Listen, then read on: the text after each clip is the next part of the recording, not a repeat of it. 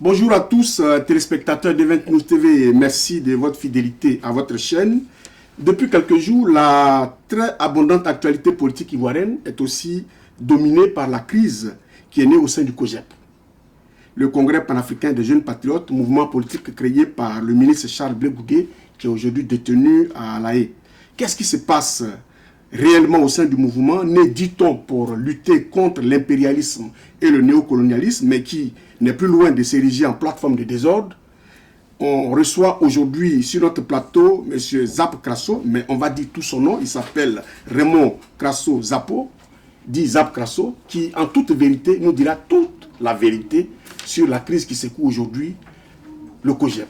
Bonjour Monsieur Zap Krasso. Bonjour monsieur. Et merci d'avoir accepté de venir dans nos studios pour parler de la crise qui secoue votre mouvement politique. Il n'y a pas de quoi. Alors, Monsieur Zap Krasso, depuis quelques années, vous êtes à la tête du COJEP depuis 2003 et puis subitement on vient de vous remercier. Quelles sont les raisons pour lesquelles on vous a remercié? On ne les connaît pas, vous allez nous les dire. Mais en même temps, avant cela, vous aviez été nommé comme chef de cabinet adjoint dans la foulée de votre débarquement à la tête de la représentation du COJEP France. Et puis après, le cabinet lui-même, il a été dissous. Alors, vous n'avez pas le sentiment d'avoir été trahi par Charles Blé Goudé? Oh, la question elle est brute, mais la réponse sera celle qui doit apaiser. Je dois vous assurer que Charles Blé Goudé n'a pas eu cette intention.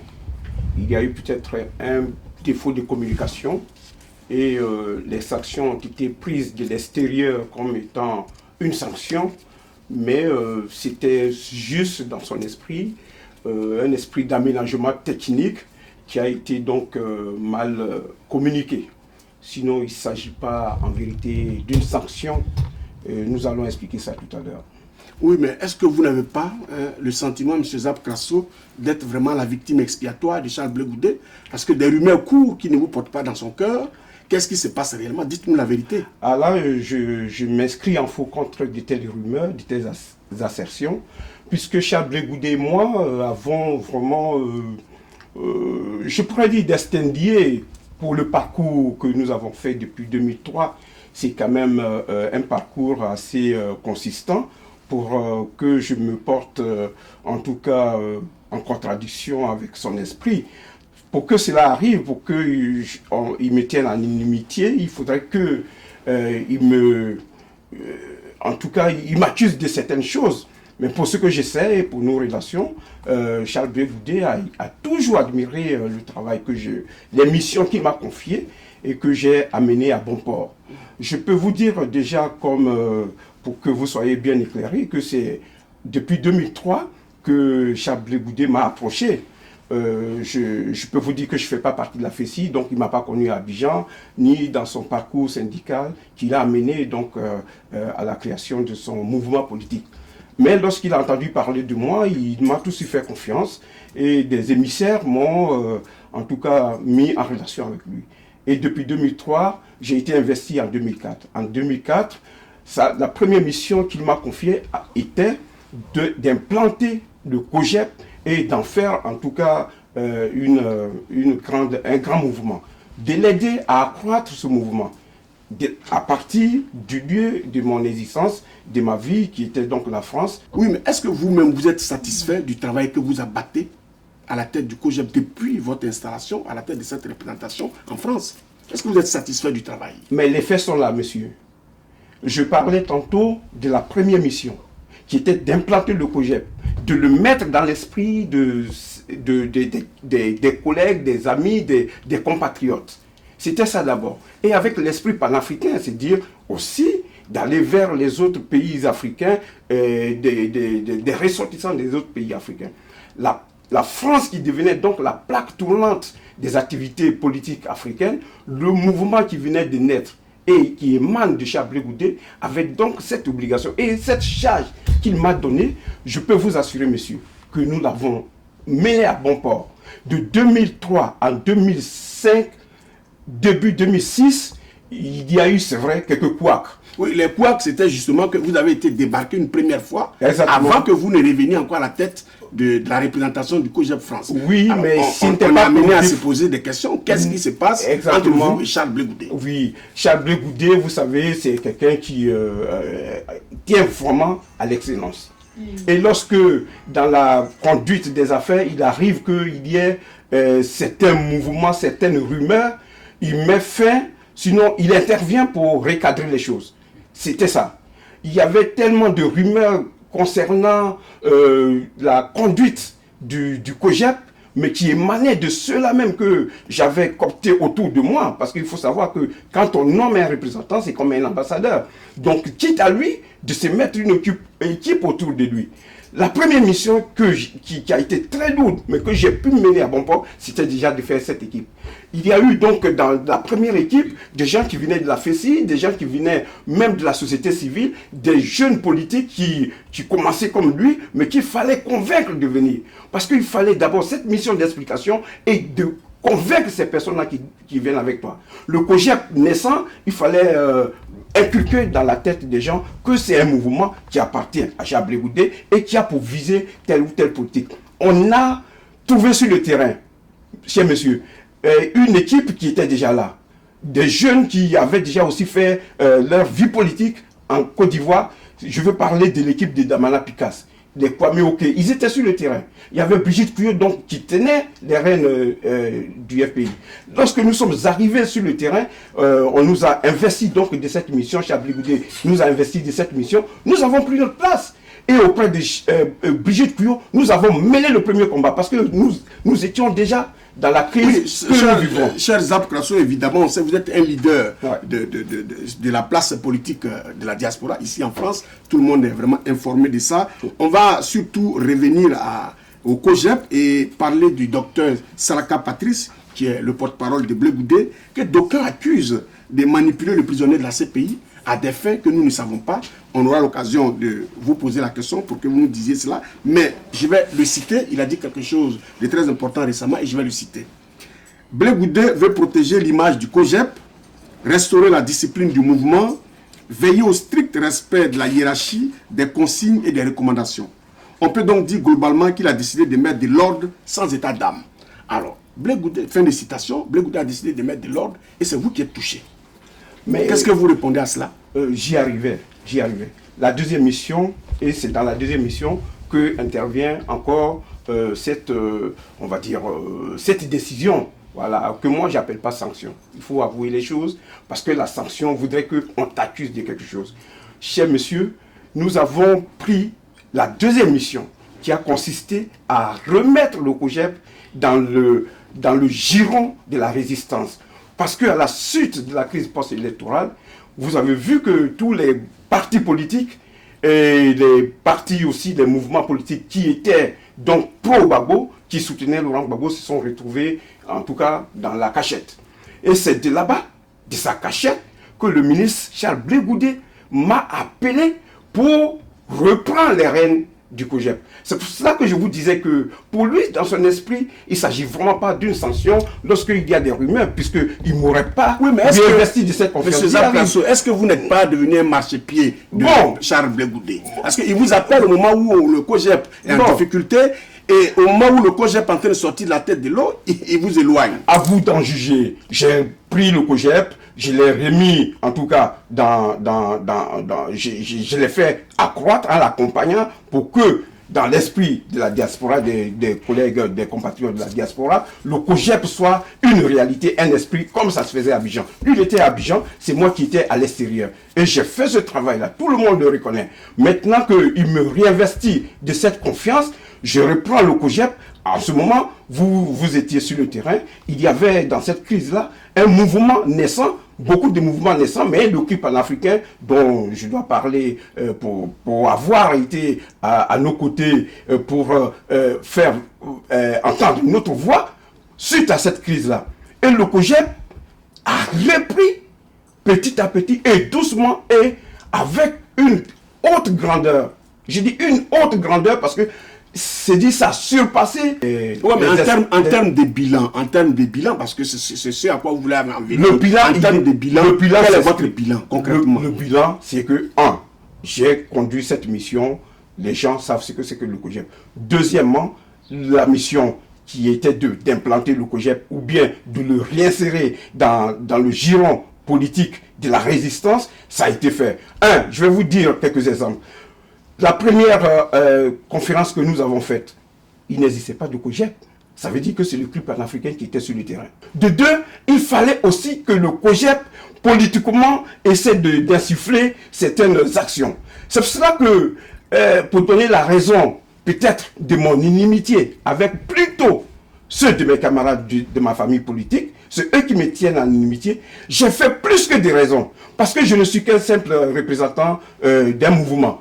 Et par cette position, je surpassais un peu mon rôle. Pourquoi? Pour relever le COJEP, pour crier aussi qu'il y en avait le ras-le-bol d'un jeune qui, parce qu'il a tant donné pour la Côte d'Ivoire, se trouvait être dans les mains des bourreaux et actionné par ceux de notre famille qui l'accablaient, qui l'accusaient de tout. Oui, Blé Goudé, c'est un farceur. Oui, Blé Goudé, il deal avec le pouvoir pendant qu'il était au Ghana. Quand il est pris et il arrive à la DST, nous avons été ceux qui ont fait la bataille médiatique. Vous êtes au courant. Nous sommes passés sur tous les plateaux pour dire ce qui n'allait pas de chez Blé Goudé. Pour que son intégrité physique soit même protégée, nous sommes allés dans toutes les chancelleries du Ghana, de l'Afrique du Sud, du Gabon et partout. Nous avons écrit à tous les ambassadeurs. Ça a porté des effets, je ne sais pas. Alors, en tous les cas, je vous énumère beaucoup de choses. Oui, je vous ai compris. Voilà. Notre téléspectateur, il y en a une liste. Oui, voilà. Mais quand après tout ça, on se retrouve à la touche, il y a quelque chose qui ne va pas. Bon, moi je vous laisse l'entière responsabilité de cette remarque que vous faites.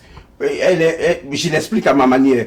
C'est vrai que beaucoup de personnes n'ont pas compris qu'au moment où, c'est vrai, il y a un réveil à Abidjan, parce qu'il faut aussi le dire, à Abidjan, le COJEP tel que nous le vivons n'existait pas. Le COJEP de cette crise-là n'a survécu et ne vit aujourd'hui que par la France que je dirige. Parce que c'est d'ici que sont parties les actions. Pour le maintenir, pour que les gens se réveillent. Vous voulez dire toutes les gens de la diaspora ici en France, c'est de ça que vous parlez? Évidemment.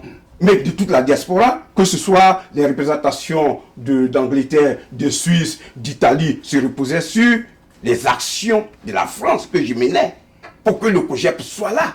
Et c'est à partir d'ici, en contact avec le chef, à part l'épisode de la DST où on ne pouvait plus lui parler, qu'avec certains camarades qui se réveillaient à Abidjan, nous avons relevé le COJEP et nous avons dit, il est temps que nous passons aux actions politiques.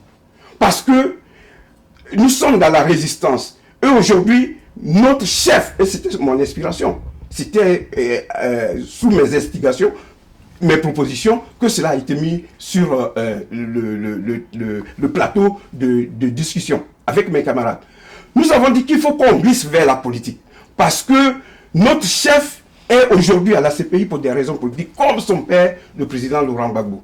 Voici comment la politique a commencé à reprendre. Mais certains de nos amis, de nos camarades, ont pensé que faire la politique, c'est d'aller calomnier, c'est d'aller failloter, c'est d'aller prendre des promotions en critiquant forcément celui qui est au chaudron. Oui, mais et comme je me trouvais au chaudron, j'étais vraiment la cible privilégiée de cela. On vous a suffisamment critiqué, on vous a attaqué, il y a eu beaucoup de félonies dans tout ce que vous citez là. Qu'est-ce que vous pensez du docteur Saraka? Parce qu'on parle souvent de lui, les gens estiment que c'est lui qui manipule tout le monde. Est-ce que vous êtes d'accord avec cette assertion? Vous savez, on vient en politique avec une conviction personnelle.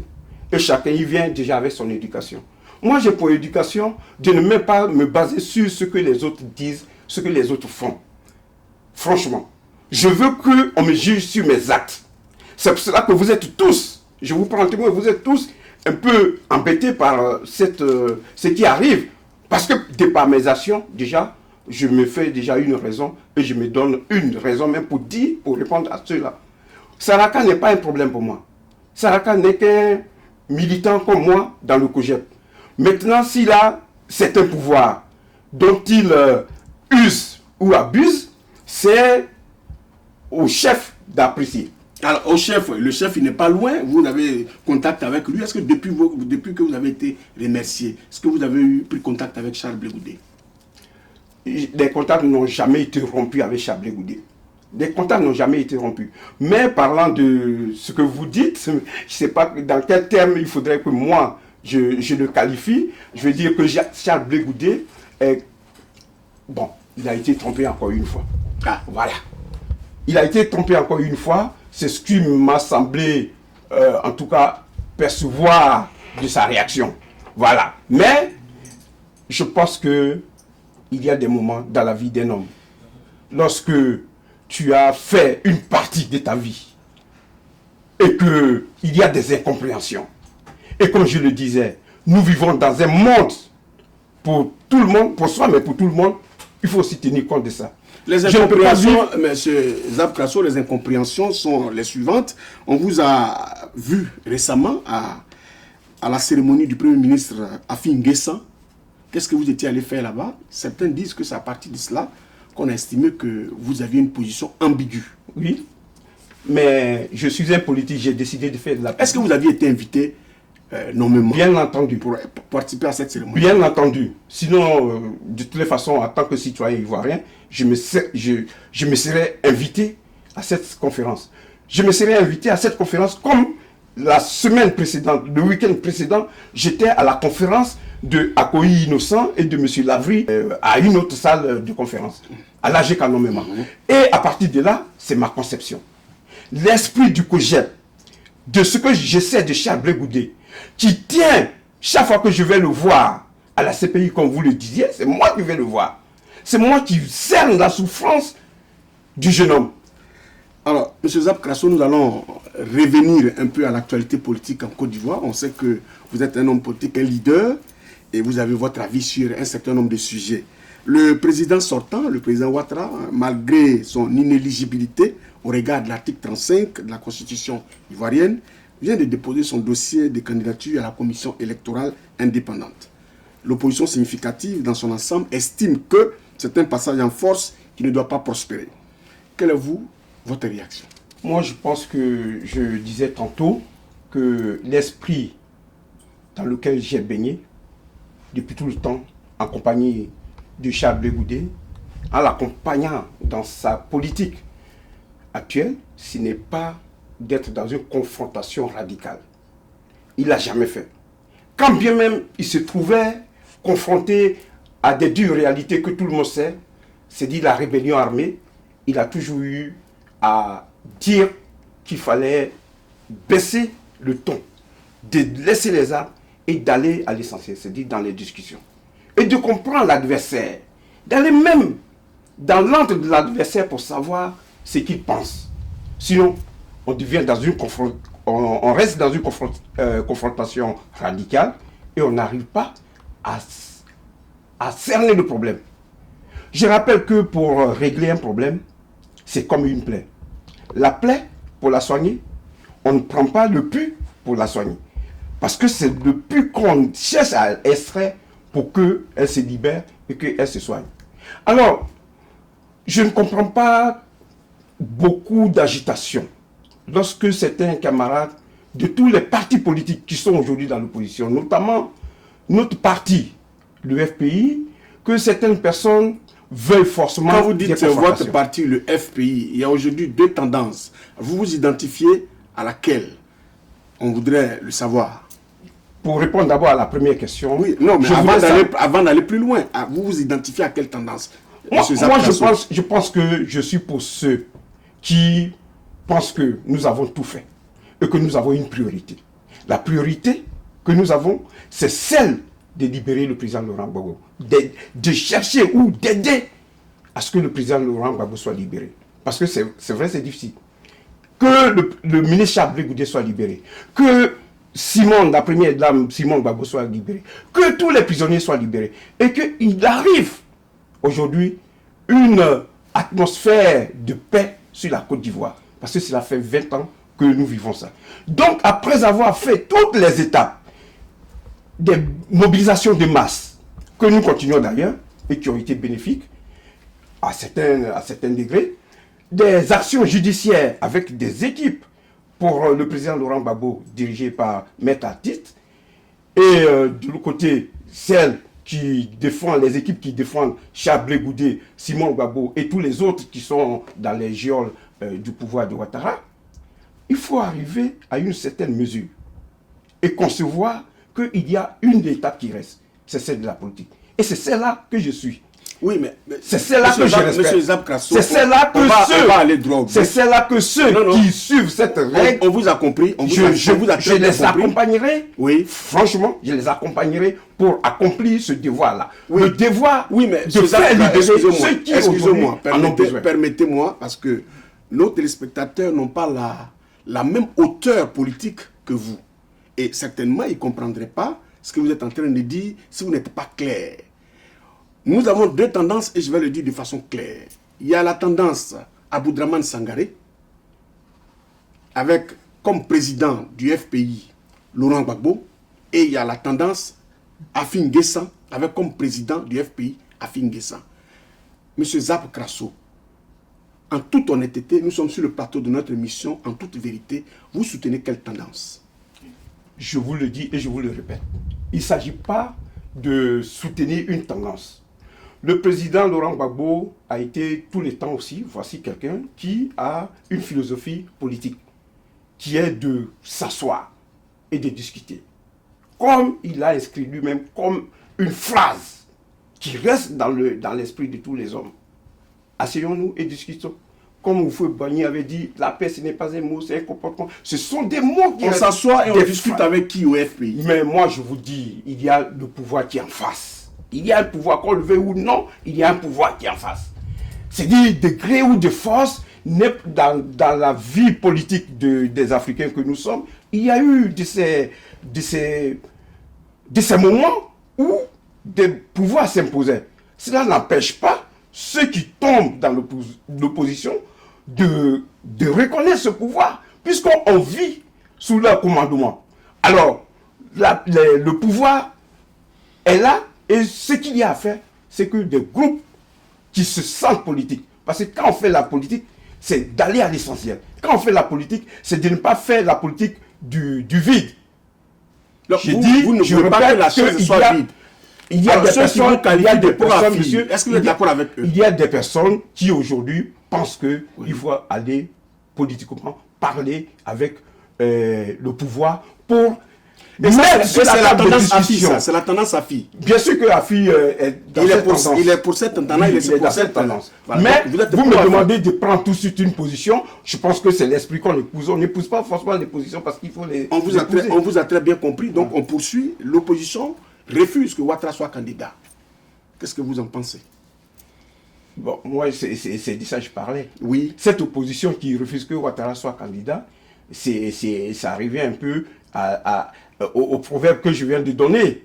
Vous savez, l'article 35 pose un problème. Et ça a posé un problème à tous les présidents qui sont succédés à la tête de la Côte d'Ivoire. Y compris Houphouët-Boigny. Personne n'a osé changer un iota ou alors faire bouger quelque chose. C'est comme le triangle de Bermude pour nous en politique. C'est-à-dire tous les espoirs sans explication se brisent là-dessus. Moi, je pense qu'il est arrivé aujourd'hui le moment de dire que on nous a tellement transféré des lois qui ne sont pas applicables dans nos pays tropicaux que l'article 35 peut être aujourd'hui le moment de mettre l'approche sur le côté traditionnel pour pouvoir régler un problème qu'on n'est pas prêt de finir de régler. Il faut oublier l'article 35. Il faut oublier l'article 35. Parce que nous avons tant souffert de cet article 35. Vous savez très bien que la crise émane de cela. Et des gens ont cherché à régler ce problème. À Marcoussis, à Pretoria, c'est-à-dire sur toutes les officines du monde entier. Revenons en Côte d'Ivoire. Nous avons des valeurs traditionnelles. Et il y a eu aussi des morts, M. Zap Krasso. Mais c'est cela qu'il ne faut plus. C'est pour cela qu'il ne faut pas encore faire le lit d'autres morts. Je pense qu'on doit puiser dans nos valeurs traditionnelles.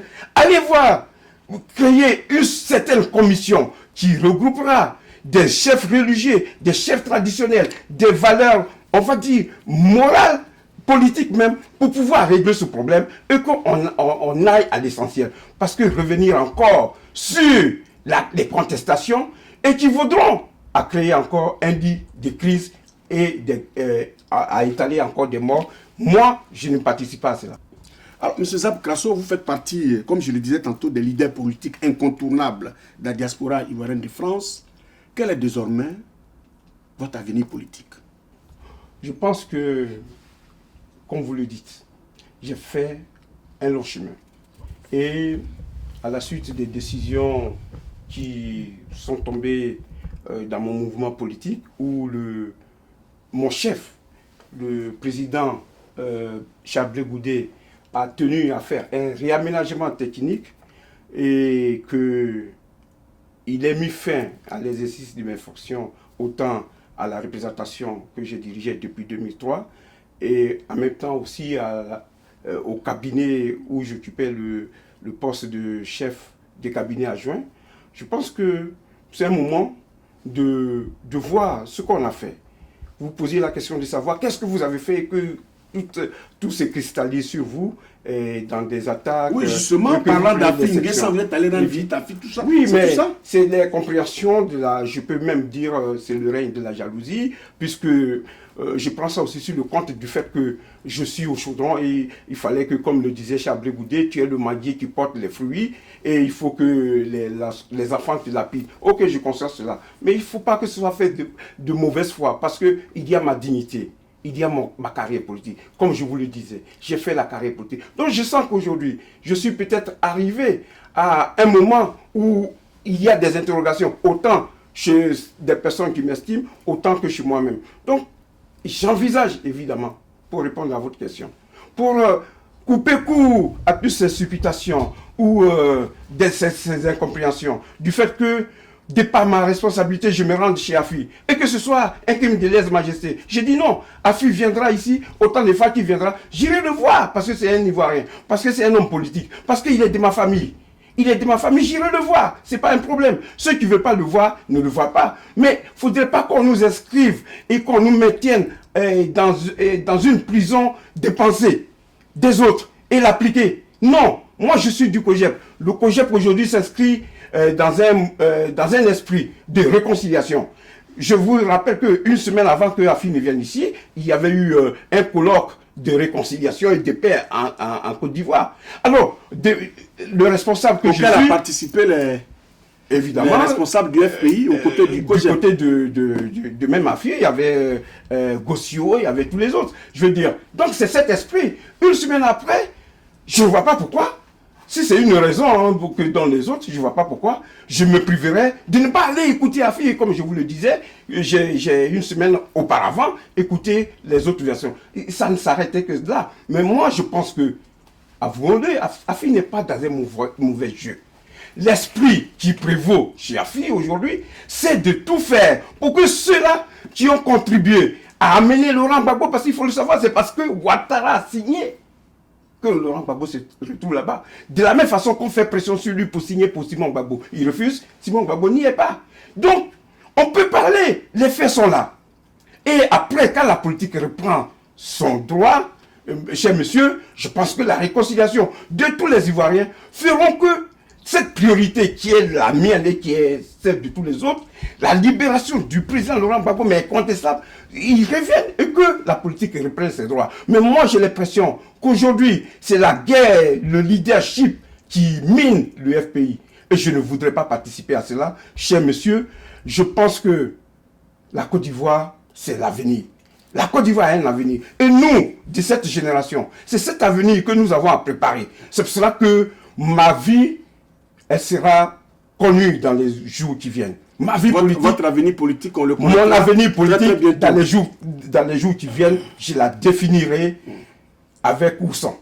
Merci, monsieur Zab. Mais je voudrais... Avant de vous quitter, avant de nous quitter, on va vous laisser dire votre dernier mot. Je voudrais, cher monsieur, d'abord vous remercier. Ça devait l'être en introduction. de cette initiative. Event News TV est vraiment la télé des sans-voix que nous sommes. Et quand c'est pour cela que je vous ai choisi, après un moment, quelques semaines de silence, il y a eu une tension, comme vous l'avez vu, pour dire ma vérité. Je ne suis pas venu en politique pour le plaisir de moi-même. J'ai tout fait dans ma vie. J'ai tout fait dans ma vie. Et j'ai installé un nom qui est là. Donc quand on vient en politique, comme je le disais, c'est pour assouvir une conviction. C'est pour que la conviction arrive à un terme. Aujourd'hui, le président de mon mouvement, qui va bientôt être un parti politique, Chablé Goudé, que je voudrais saluer ici, pour avoir éclairé l'esprit de ceux qui pensaient que l'Ivoirien, sinon l'Africain, est confiné, lorsqu'il est jeune, est confiné à seulement suivre.